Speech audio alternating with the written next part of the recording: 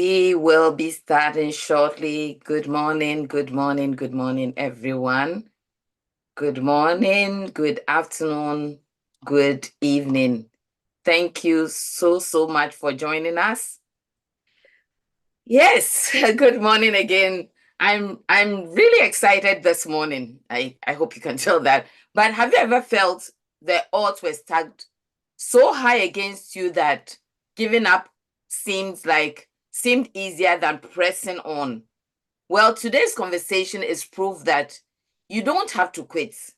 Get ready for a story of faith, family, fierce determination, resilience, great, name it, that will leave you inspired.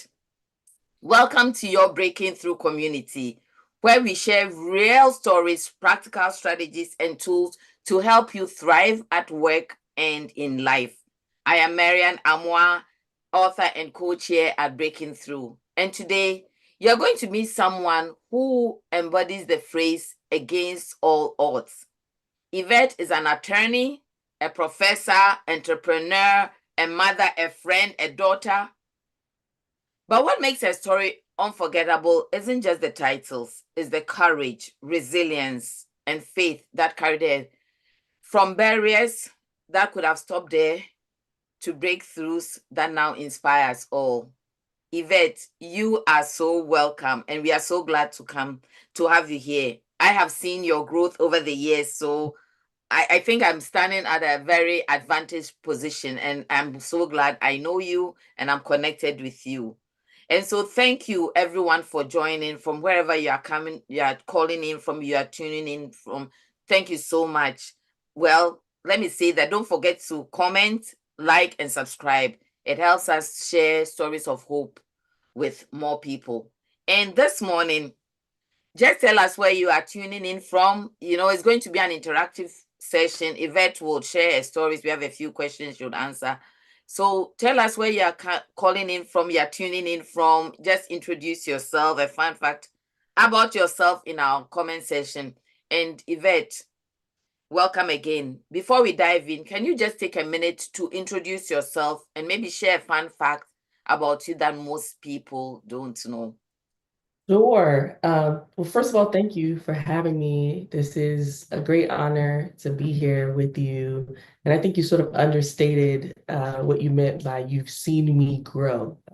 So you've known me since I was about 15 years old.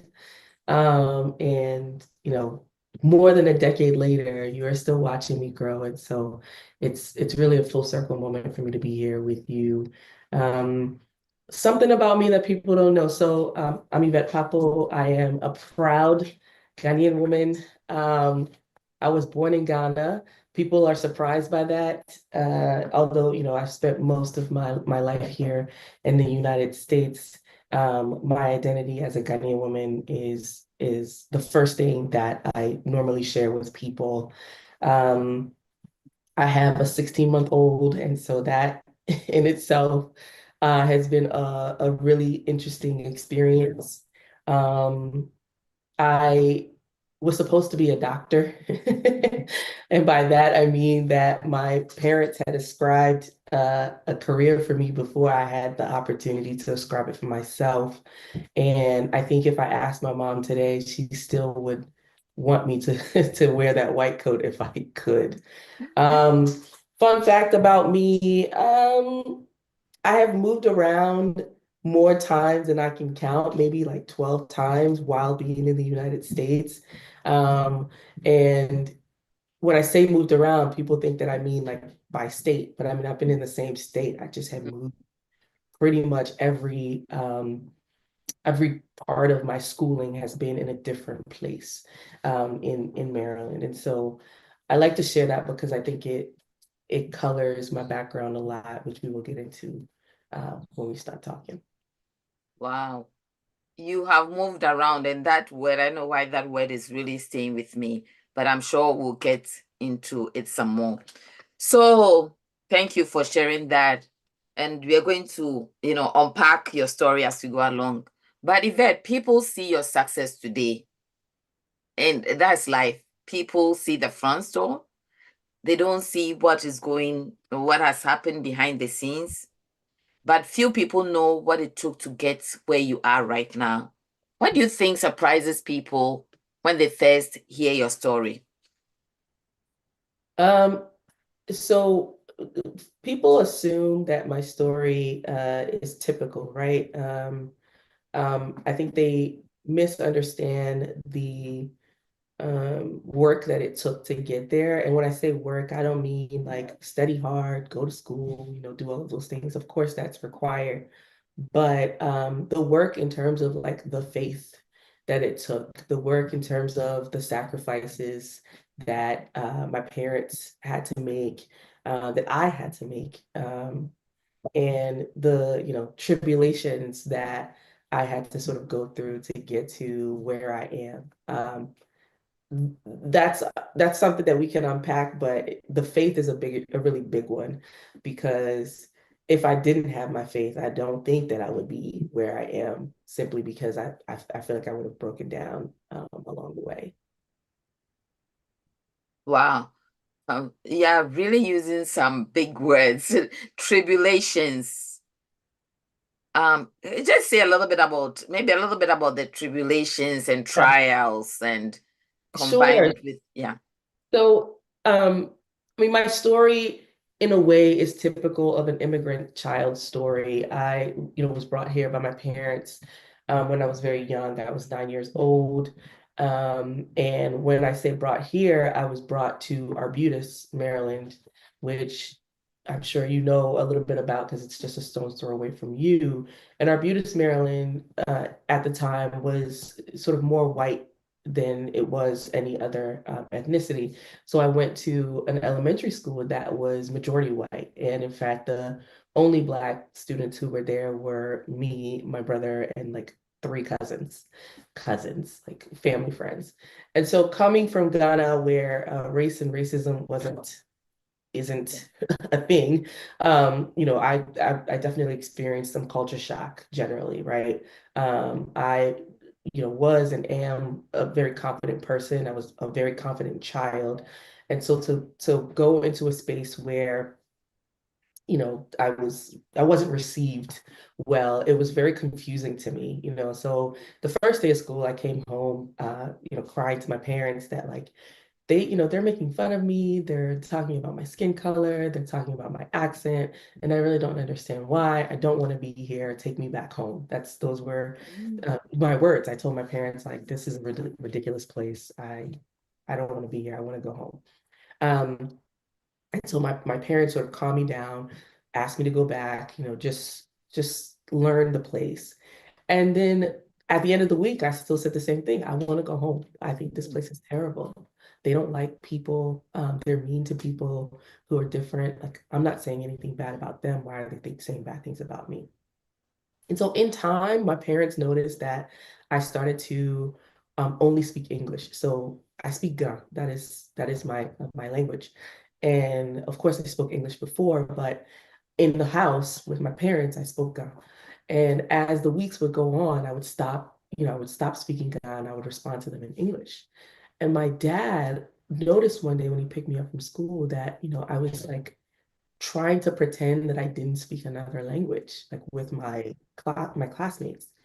And so he asked me a question and he said, um, he said it in Ghana, but loosely he said, why are you acting as if you are not from somewhere else? Mm.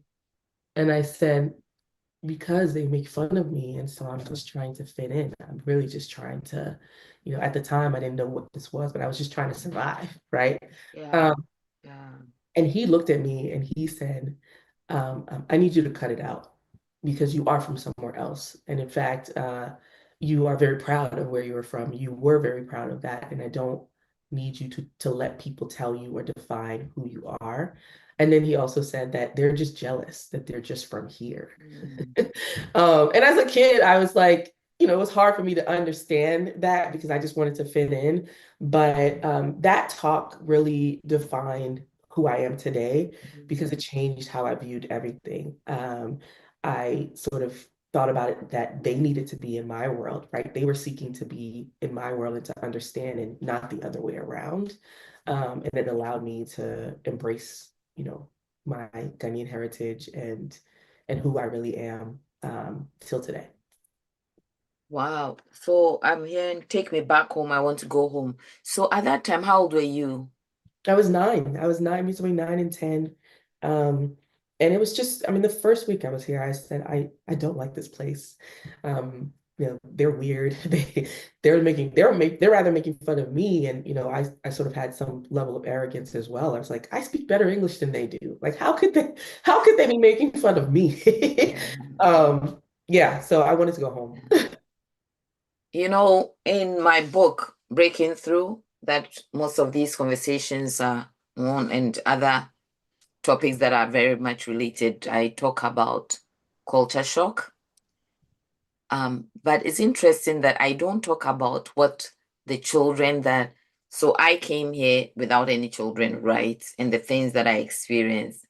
Some people come with their children, and we normally, in all my conversations, we've just focused on the shock and the distress that the adult goes through, forgetting that the children might even be feeling worse, right? Because they are children. And I will just tell this very quick story. I remember once my son went to a party.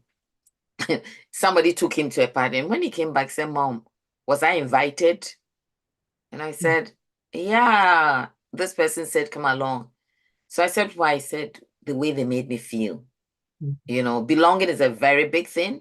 And whether you're a child, you are mid-age, adult, everyone wants to feel, have that sense of belonging. And so Right. thank you for bringing that up. If you're a parent, that you're immigrant parents, or even if you are here and you've moved to another place, please watch out for those things that our kids go through that we might not have in mind. So Yeah. it's very, yes, go ahead. I mean, I think luckily for me, I didn't internalize it in a way that could have been destructive, but um, that's because my dad noticed, right? And he said something to me. But in the event that parents don't notice, the children might internalize it and might make decisions about who they are, who they want to be based on what the outside world is telling them to be. Thank you, Yvette, for sharing that. So you've often, and even today, you've talked about your faith, right? And your faith shaped you, faith and family. Can you take us into a moment where that faith was tested, and how did you come out feeling stronger and better? And how has it helped you even in your journey now? Yeah. I was 18 years old. So my faith, I grew up going to church, but my independent faith didn't actually come until I was around 18 years old. I made a decision then on my own, outside of my parents, to accept Christ as my Lord and Savior. And the timing of that was great because I found out then that I was undocumented. So as I was going through life in America, going to school, I just felt like every other kid, right? I was ambitious, I was learning hard, I was gonna go to Harvard, the whole nine. And so it was almost graduation, and I was, trying to make a decision about which schools I wanted to apply for. And so I came home and I told my parents that I had just talked to the counselor, and I'm gonna take the SAT, and I'm gonna, all of those things. And then my parents sort of looked at each other and then looked at me, and I'm like, what's going on? Why are you looking at me? This was all Mm-hmm. a dream. This was, you come to America, you go to the good schools, you get a better education or whatever.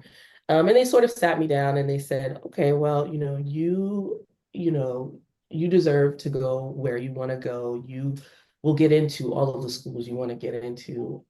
But we don't have what is required for you to be able to like apply for. I had my FAFSA, like just normal. We don't have what's required for you to apply for, the FAFSA.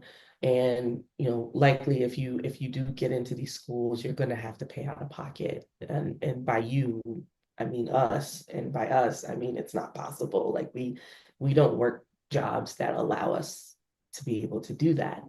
And so we've decided, these are my parents telling me here, really my mom telling me, that you will go to community college, and hopefully by then we would have saved enough for you to go to a four-year university once you finish. Devastated. I was devastated. I mean, I think that I don't think I've cried that much in my life, because I felt like, well, what was the point? Like, what was the point of all of this? I don't deserve this. I didn't do anything wrong. I was upset with everybody. I was upset with God. I was upset with my parents. I was upset with the counselors. I was upset everywhere. And I think at the time I did become depressed, but I didn't know that that was what I was feeling. And for weeks, I just could not like get out of bed. I couldn't go to school. I didn't want to go to my senior prom. I didn't want to do any of those things because I just felt like I had failed. Like, what was the point of this? And in that situation, even in all of that, in the midst of that, I called our pastor and I said, I want to give my life to Christ. Mm. And I think that I made that call at Auntie Atunde's house because we had the kids over there. And he prayed with me, and we went through what we needed to go through for me to give my life to him. And in that anger, something sort of, he says, don't say something, but the Holy Spirit sort of convicted me and said that there was no one path to like where I wanted to end up and where he was going to take me. And that I just needed to trust that this was the beginning of something that was going to be beautiful. Um, when you hear that, as somebody who's so disappointed, it's like, whatever. Sure. Like, I mean, at this point, I have no choice. So I get um, that was a moment. And throughout college, my faith was tested. Trust me, in many ways. Whoa, but that's a beautiful story. I mean, beautiful in the sense that you turn to God, right? Hard, very hard to hear that you've got all these grades, great grades, and yet you can't go to a college of your choice. You have to go to a community college, which I'm not saying is not a bad thing, but that Right. wasn't part of your plan, No, right? it wasn't. It wasn't. And actually, I thought it was a bad thing. And so that was also part of the experience, is learning that, what we've assumed about certain people and certain places isn't necessarily the truth, until you have to go through what you need to go through. So, Okay, so let's switch a little bit to this. So you're now going to a community college. How did you go to the community college? Did anything switch in for in you in terms of, going to a community college? So the reason for going to a community college was because you couldn't afford the status and all that, right? So you could have said, forget it. If I can't go to University of Maryland College Park, if I can't go to Harvard or wherever, forget. You could have said, forget it. But I know that you went to the community college and through that experience, you had some rich moments and different perspectives that you've shared with other kids. If you want to go into that a little bit before we go to our next absolutely. question. Absolutely. I had thoughts about what community college was before I went. I attended. I thought it was the 13th grade. I thought it was for rejects. I thought it was for, or older people who kind of like were bored and wanted something to do. But I got there and I realized that this was an opportunity. It was an opportunity for folks like me who couldn't at the time afford four-year universities. It was an opportunity for me to sharpen skills that I, would have done eventually at a four-year university. And I tell people all the time that, it's not how you start, it's Yeah. how you finish. And I really learned that in my experience at community college. Community college is wonderful. I am now like the biggest advocate for community college. It's, the half or even maybe even more than that, half of the price.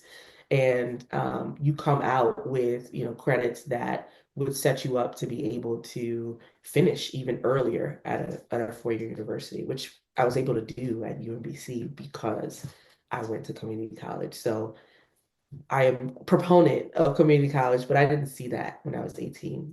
I only saw it after I finished. You didn't see that at the time. Isn't that always how it is? Yeah, At the time of going to, start, you probably were angry with yourself, with your father, with your mother, with the system, with anyone who mattered, yeah, and yeah, you look back and probably it was one of the best things that happened to you. yeah. It was. It absolutely was. I can't tell my story without like that part or that piece because it also humbled me, right? I needed to be humbled. Like that was also part of my growth in the faith is like you need to surrender and you need to understand that it's not your plan that's going to prevail. It's God's plan. And God says you need to go to CCBC. So that's where you're going to go. Yeah. Um, yeah. So speak to a parent or a child who is caught in that place, right? I don't want to go to a community college, or I can't afford, but I don't want to. And I'll tell you the truth. For some of us from Africa, I think we don't really understand the system. And our mindsets are go to a four-year college, you're going to go to university. Just speak to that because the four-year college might not be what it is for that particular child. It might be start at a community college, it might be go to a trade school. So I want you to, and I know you're a professor. We haven't even gotten into that.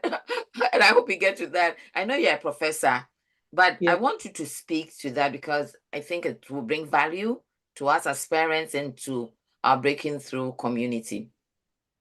Yeah. I mean, generally, I think people associate costs with quality. Um, And this is an analogy that I'm going to use, but for years I used to think that Aldi was a place that didn't sell quality items.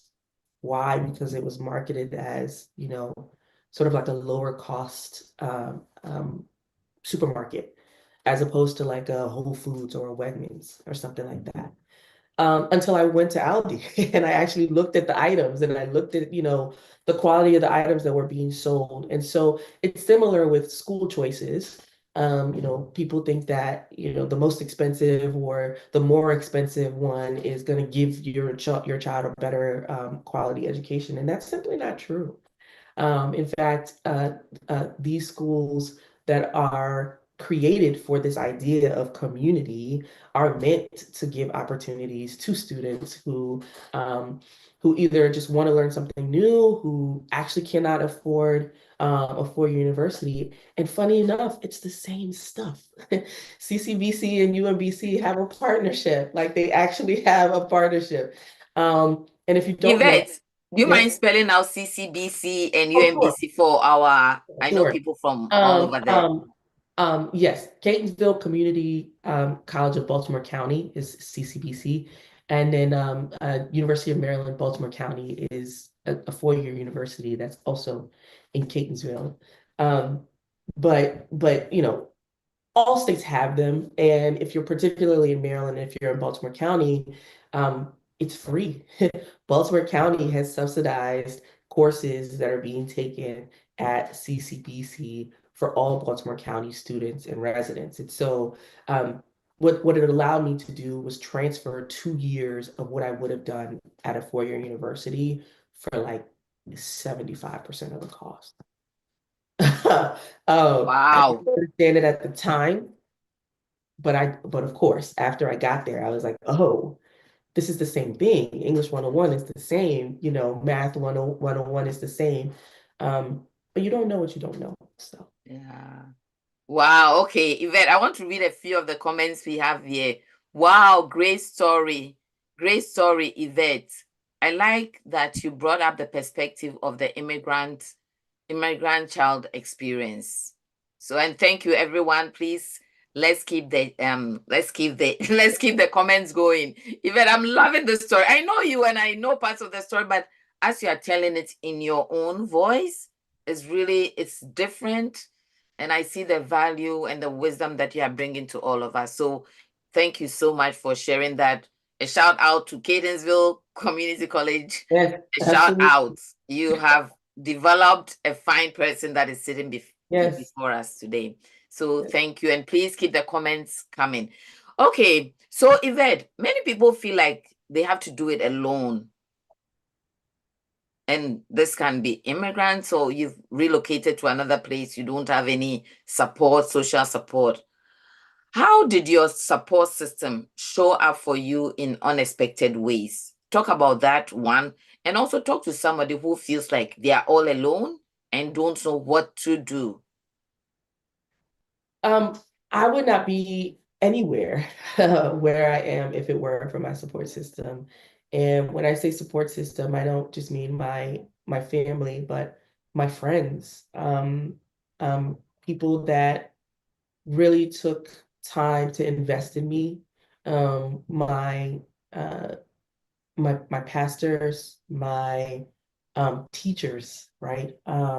People who really took an interest in me and not just for their own edification, but for me. They wanted to see me win. And so they invested their time in me. They invested their money in me. They invested their prayers in me. Um, if you don't have a support system within your family, understand that you can create a support system outside.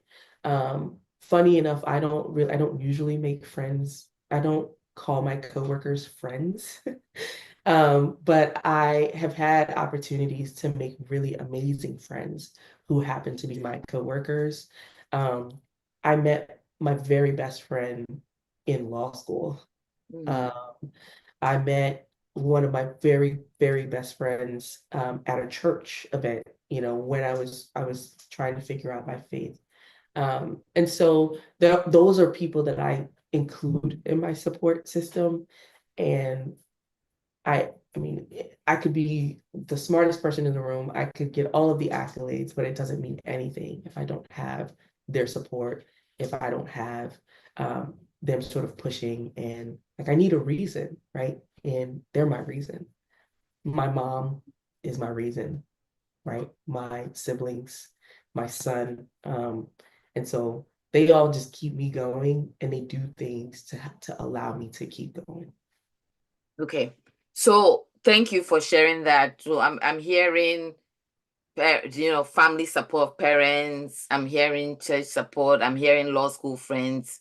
So just speak to somebody who feels like they're alone. How do they sort of develop a support system to help them keep going? Um, I think we have to first start off by defining what kind of support we need, right? Not all support that we can imagine or think about is exactly applicable to what we're going through. Some support may come from, sort of a financial way. Some support could be from an emotional way. Others could be more spiritual, like that you need somebody to pray for you or to be praying for you.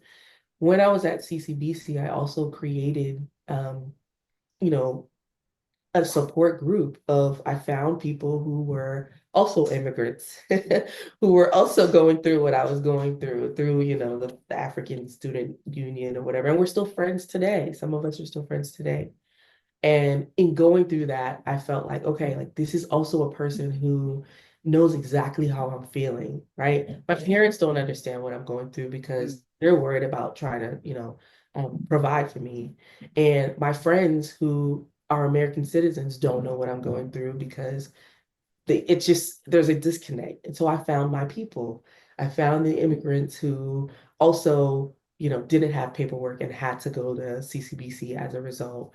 And that was really crucial in me, like staying the course and understanding that like there is light at the end of the tunnel. So find your people. They're not just going to come to you. Mm, Really are feeling alone and you feel like you do need support. You have to sort of curate that and create that space for that support to be existent. Wow. Find your people, as they say, find your tribe, right? So I'm hearing that there's a bit of that, be proactive as well, you Absolutely. know, because sometimes you have to go out. And if you haven't watched a video of mine on our platform, that is, don't struggle alone. Mhm. Sometimes finding one person sharing what you're going through might would open doors for you. A shout out to everyone who is here. I see a few names. Thank you all for joining us. Thank you. I see my coach, Riva. Shariva is here. So thank you for joining us. Yvette, thank you for sharing your story. Let's continue. So, from being limited in your options, I know that all white middle school, was it middle school or elementary? Elementary school, then I went to all black middle school, which was another level of culture shock because I was like, okay, great, I found my people, wonderful. Except I hadn't. That was another thing that I had to navigate is being African and being in the midst of African Americans who didn't understand what it meant for me to be African. And I felt similar, the same bullying, the same questions about my accent and how dark I am and whether, I don't know. There was some questions about like what language do you speak? And I'm surprised you speak, great English and ridiculous things. How do you get to school in the morning? That was one of the questions. And handling that, I leaned on my support system. I had an uncle who told me to tell him a story about what we eat for breakfast, and that stopped the questions. He said, "Oh yeah, we in the morning we wake up and we chew glass for food, and then we use a leopard to get to school. That's our school bus." And I think the moment I said that to them, they realized that like Yeah. they were being ridiculous, and I was not Yeah.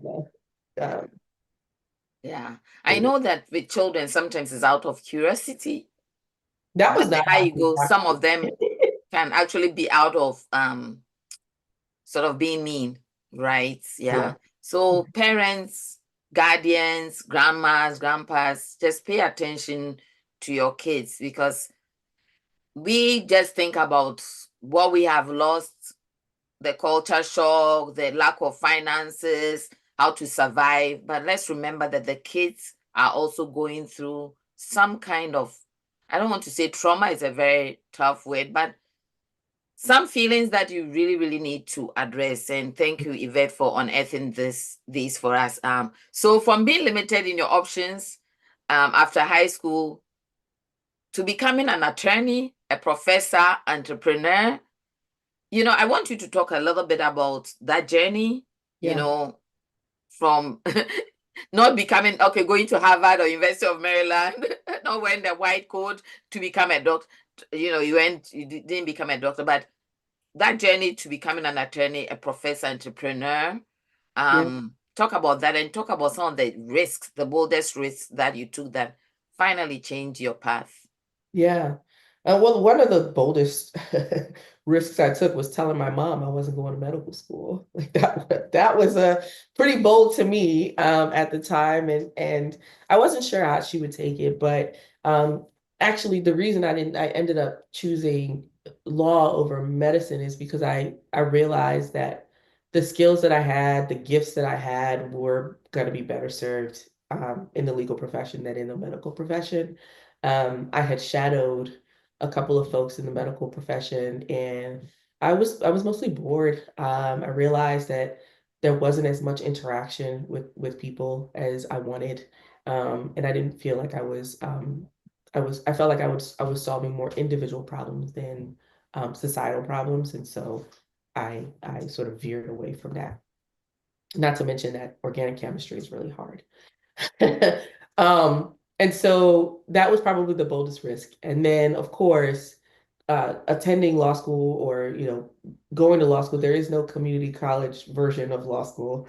And at the time, I was also still undocumented. And so I had to figure it out. And I worked my way through law school. My mom obviously worked really hard, and we had to pay cash for all 3 years of law school.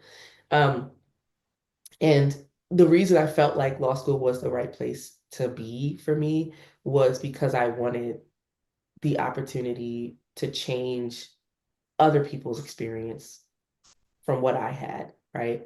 As an immigrant, as a person who was an outsider, as a foreigner, I wanted the power and the privilege to be able to assist other people in getting out of issues like that. Now, it didn't quite go that way. In fact, I was so traumatized by my by my experience with the immigration system that I said, I do not want to do this. I don't want to be an immigration lawyer. I actually don't think that I can relive this pain over and over and over through my clients, and I think I would do them a disservice. So I went some other way. Um, and through that, I realized that ultimately I didn't want to always practice. I always knew that I wanted to be a teacher in some way. And the reason that I'm a teacher is because of my high school teacher, Adam Lay. He took an interest in me. He invested in me, and that just watching him do that made me want to do that for other children as well. It ended up being that I do it for adult learners instead of children. But I think I'm right where I want to be in terms of my career, my interest, my drive, my passion. And I just love teaching. I love learning. And in order for you to teach, you have to learn continuously. And so that gives me the opportunity to do that. Okay. So a shout out to all teachers. Our school just Absolutely. began. Thank you. If you're a teacher on this platform, thank you for all you do. Here we have Yvette saying that it was Adam. I didn't hear his last name. Lay, Say that. lay. Okay. Mr. Lane, right? Mhm. Who, because of him, you are now, you know, you could have been doing other things. You could be doing immigration, business law, you could be working, but he decided to be a professor teaching and helping others. So a shout out to all teachers. And also, let me just put in a plug that on Monday we have a session on student success. It's sort of related to back to school. We want to I have a great panelist, school psychologist, teacher, a professor, and a parent. You know, we want to set up our students for success and parents so that you also have your peace of mind. And it's on Monday, Labor Day. For those of you in America, it's at 11 a.m. Please join us if you are able to. You are able to. Thank you. And Yvette, you've talked. I want to just read a few of the comments. Know your gifts from Adan, another prof. Know your gifts and talents. Some adults are struggling with this. And I think there was another comment. I would say, I fly to school. That was a funny comment. Okay. I see thumbs up. People are enjoying the conversation. If you're enjoying the conversation and you are not subscribed, please, I encourage you to subscribe to our channel, leave a comment, leave a like, and so that we can and share with somebody else who would benefit from this conversation. Even I know you've talked about your journey as a professor, um, law school. You're also an entrepreneur, which is a big deal. A big deal. Talk a little bit about that as an entrepreneur. Talk a little bit to us about that and the different paths to success. I mean, in your story, as I'm listening, I know that life is not definitely not linear. It Yeah. can take you through different paths. So talk to us a little bit about the other hats you wear. Yeah, I mean, being an entrepreneur was never on my list. It wasn't something that happened um, by choice. It was a happenstance, and I found out that I really enjoyed that aspect. In fact, I used to tell people all the time, like, I'm not an entrepreneur, I'm not a business person. In fact, all I need is the business to be created, and I can make the business run. And so that's my job. That's what I do as an entrepreneur in all of my various businesses. So I currently co-own and operate an interior design firm with my sister. And we've been at this for about 7 years, going on 8. And we expanded by opening a retail boutique shop in Baltimore City, which is a completely different feel for us. And then in addition, I also have an e-commerce company called Shoreway, which is a sort of online marketplace for folks within the diaspora and outside of it to purchase American products and that can be delivered in Ghana within 1 to 2 business days. And so, all of the barrels that people do, you go to Costco and you fill up a barrel and take it to the shipper, wait 6 weeks. That cuts it all in more than 80% of the time because you could just go to the website, order your rice, your oil, all of the things, and then have it delivered to your family members in Ghana in Accra. Wow, thank you. Yeah. Okay, so do you think that any of the things that you went through, not I think I know the answer. So I'm just thinking you're a professor, you're an entrepreneur, um, you're an attorney. How just take us into how, if you were to sum it up, the experiences, the things that you've gone through, how have they propelled you into all these different businesses or different aspects of life? Let's say that. Yeah. Yeah, I mean, I think the general lesson that I got from what I've been through um, is that you can do whatever you want in this country, or really in life, but especially in this country. There are going to be barriers. There are going to be issues into breaking into what you want to do, right? So, like to become an attorney, there's something that is required, which is character and fitness. And in order for you to be judged by your peers about having good moral character and conduct and all of those things, there's a requirement for you to have documents. And so, this is something I had to think about. Like, how do I navigate that in order for me to get over this hump? Similarly, to become a professor, a law professor in particular, there's a lot of elitism in academia, legal academia. And so they're always looking for whether you went to a T14 school, right? The Harvards, the Columbias, the Yales, the Stanfords, et cetera. And whether you had a federal clerkship with a judge. Well, I couldn't go to a T14 because of what I shared. And then I couldn't get a federal clerkship because of what I shared. When you're not a US citizen, you cannot work for the federal government. And in all of those things, by God's grace, I was able to overcome them, right? I was able to overcome it. I was able to overcome it by the grace of God, and by the gifts that He has instilled in me to be able to advocate for myself, and to advocate for people like me. So, as I said, entrepreneurship has its whole host of issues, but similarly, it's when you reach a hurdle, which you ultimately will in life, understand that like you've seen hurdles before and you've jumped over them. And so why can't you jump over this? Like you've seen a bigger hurdle before. And it's trained me to know that like, although the hurdles will come, I will get over them because I've gotten over some before.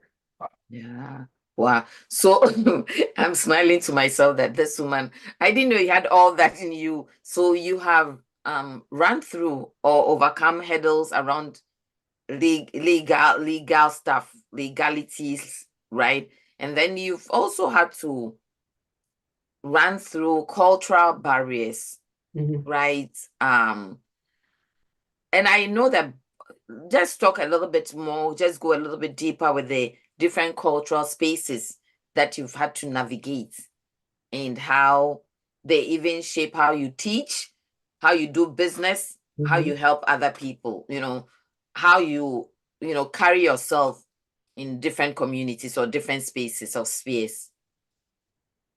Um, it has shaped my life in ways that I can't even begin to explain. The way that I teach is shaped by sort of my cultural identity, the way that I feel that it's important to make people feel like they belong, to meet people where they are. And it's the same way that I approach clients and customers, right? It's that everybody is going through something at any given point in time, and you never know what that something is. And so the least that you can do as a person of authority is to one, acknowledge and recognize that, to lean into it in the way that you interact with them. Um, and then also keep yourself in check because you are also going through something. So not to project that onto the other folks. And I think that could be applicable, being both being an attorney, being a law professor, and being an entrepreneur. Yeah. Thank you for those of you who are just joining us. Thank you so much for joining us.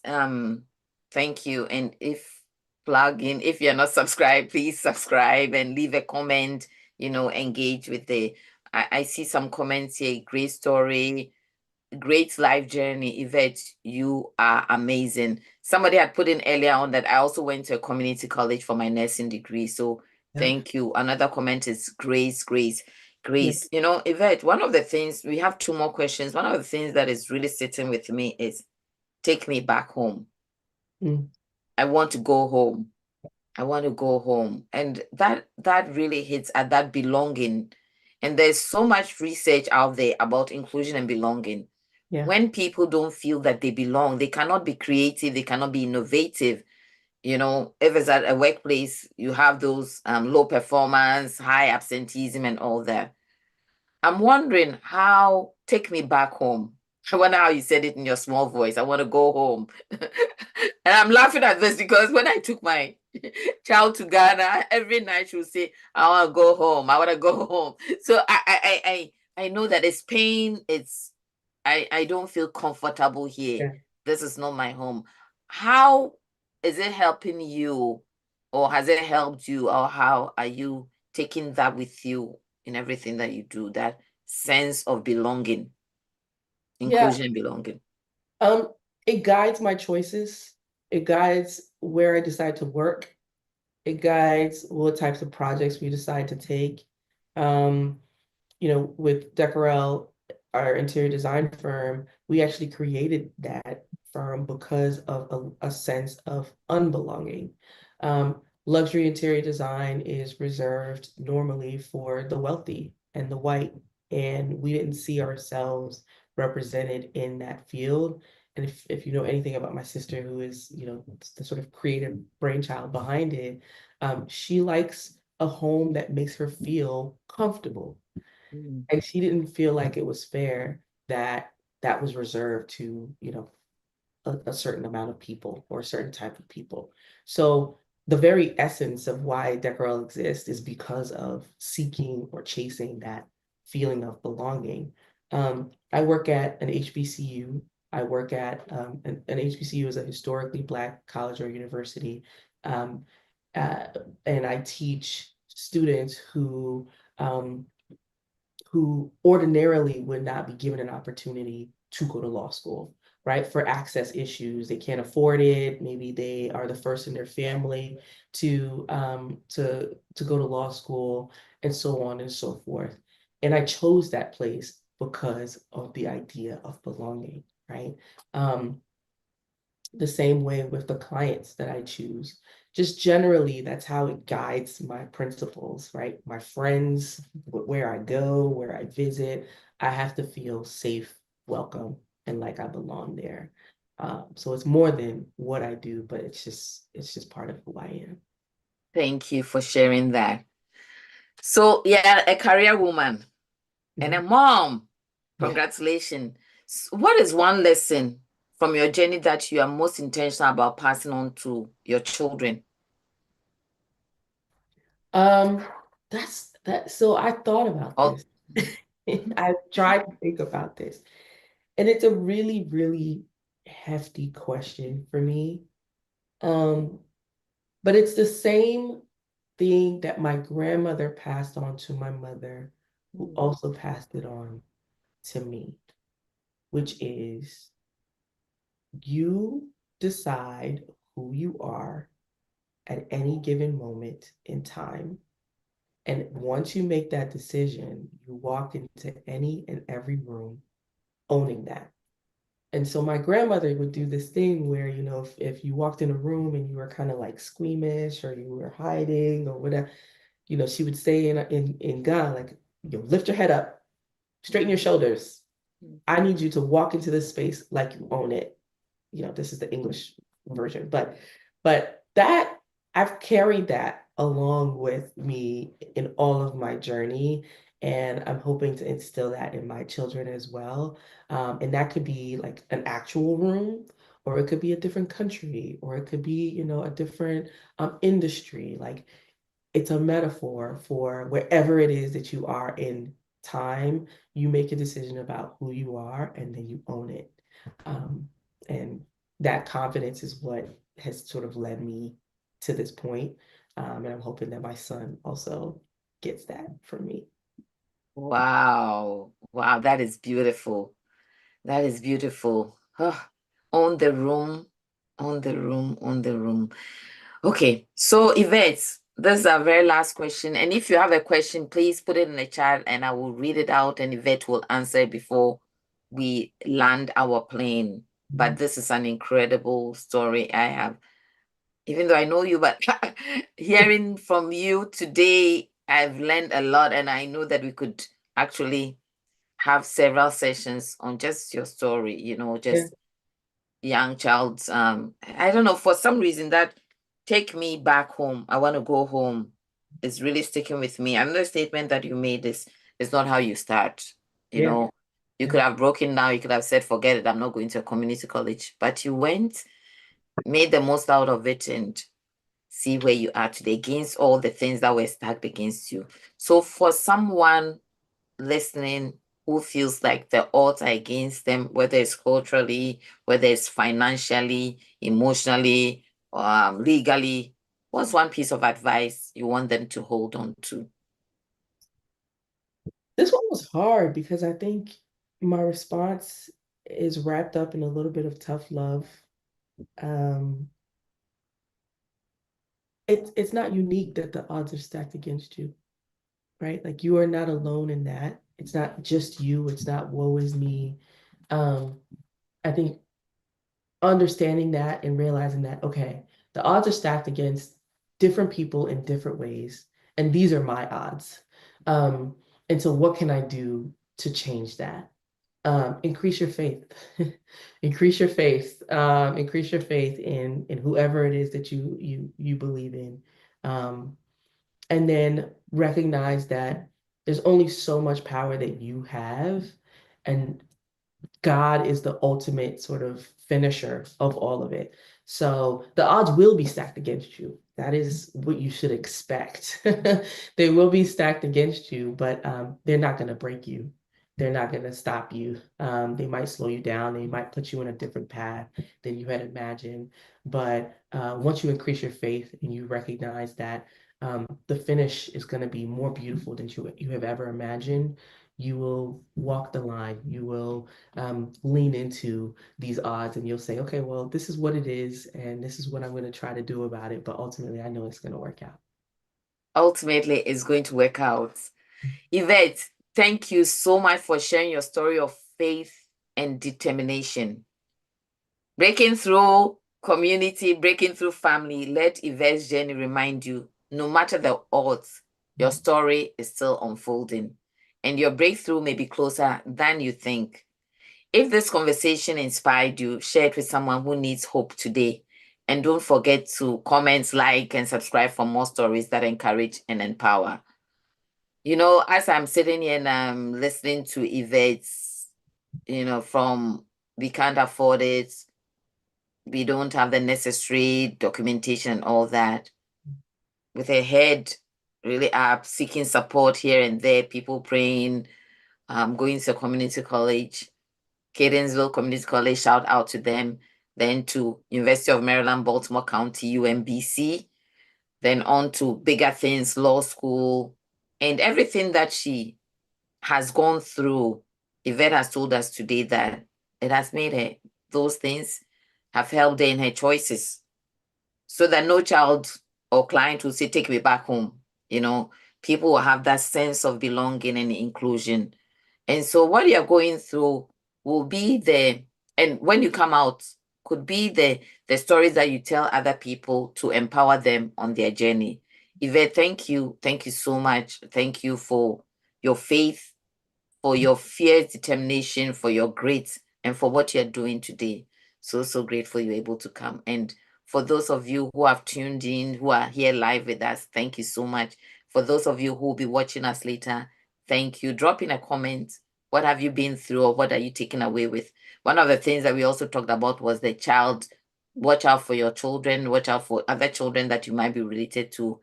If they are immigrant children or they've moved to a new place, watch out for them and provide the necessary support. Yvette, I can't say thank you enough. You are going to come again. And thank you, thank you, thank you. Thank you, Thank family. We will you. see you on Monday. For those of you who can join us, same time, same channel. Student success, your own success, and parent success and community success. So see you on Monday. Bye for now.